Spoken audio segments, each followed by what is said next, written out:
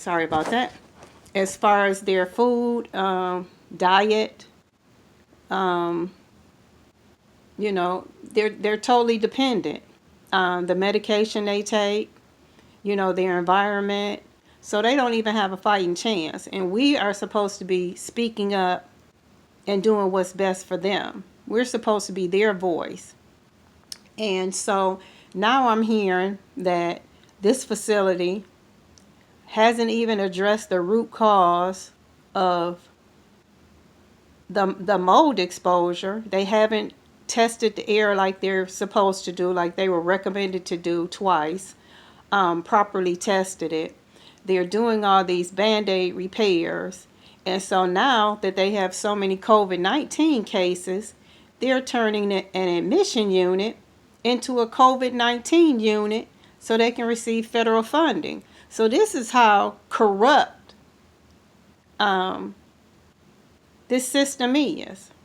And they're going to be allowed to get away with it if nobody speaks up. A lot of people that still work there, for whatever reason, they're scared to speak up. They don't want to be ostracized like me. They can't just quit or whatever. And because we basically could write our paycheck. It was that much overtime available. People don't want to walk away from a job like that. But like I tell them, all money ain't good money. And if you too sick to enjoy it or you die, it ain't gonna do you no good. So again, I want my book to get out so it can be all over the world, not just here in Michigan. I want other people, it to be available in other countries and, places like that. Because maybe this will fall into the right hands. Maybe somebody can do anything. Because the people here in Michigan aren't going to do anything.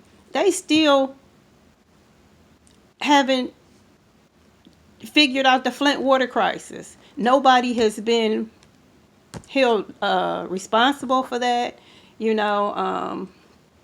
It's crazy.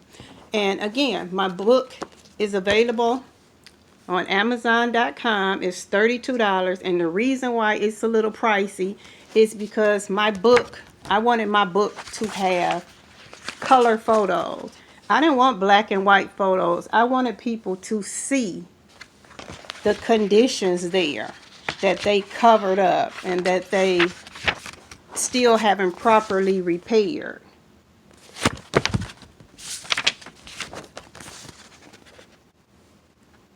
Things like that. So again, for it to be in color, it had to be a little pricey.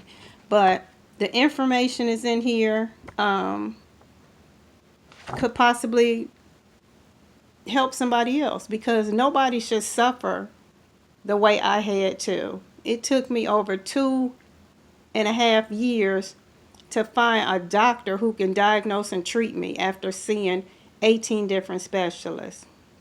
So again, I need your support. I appreciate your support. And everybody during this this hair is getting on my nerves.